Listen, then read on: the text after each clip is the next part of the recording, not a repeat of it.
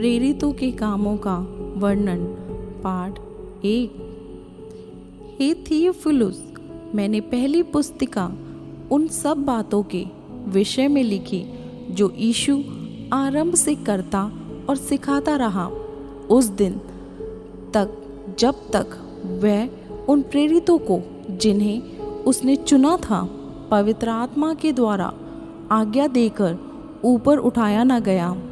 उसने दुख उठाने के बाद बहुत से पक्के प्रमाणों से अपने आप को उन्हें जीवित दिखाया और 40 दिन तक वह उन्हें दिखाई देता रहा और परमेश्वर के राज्य की बातें करता रहा और उनसे मिलकर उन्हें आज्ञा दी, यरूशलेम को ना छोड़ो परंतु पिता की उस प्रतिज्ञा के पूरे होने की बाट जोहते रहो, जिसकी चर्चा तुम मुझसे सुन चुके हो।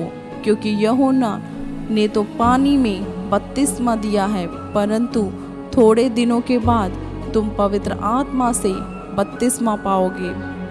अतः उन्होंने इकट्ठे होकर उससे पूछा, हे प्रभु, क्या तू इसी समय इज़राइल को राज्य फेर देगा? उसने उनसे कहा, उन समयों या कालों को जानना जिनको पिता ने अपने ही अधिकार में रखा है तुम्हारा काम नहीं, परंतु जब पवित्र आत्मा तुम पर आएगा तब तुम सामर्थ्य पाओगे और यरूशलेम और सारे यहूदिया और समारिया में और पृथ्वी की छोर तक मेरे गवाह होंगे। यह कहकर वह उनके देखते देखते ऊपर उठा लिया गया और बादल ने उसे उनकी आँखों में छिपा लिया। उसके जाते समय जब वे आकाश की ओर ताक रहे थे तो देखो, 2 पुरुष श्वेत वस्त्र पहने हुए उनके पास आ खड़े हुए और उनसे कहा, हे गलीली पुरुषों, तुम क्यों खड़े आकाश की ओर देख रहे हो?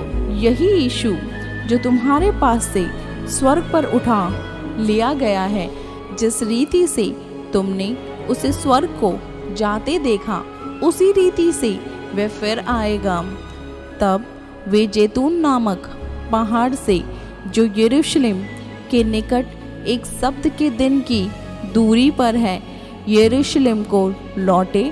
जब वे वहां पहुंचे तो उस अटारी पर गए जहां पतरस और यूहन्ना और याकूब और अंद्रयास और फिलिपुस और थोमा और बरतुल्मेव और मती और हल्फई का पुत्र याकूब और शमौन जेलोतेस और याकूब का पुत्र यहूदा रहते थे।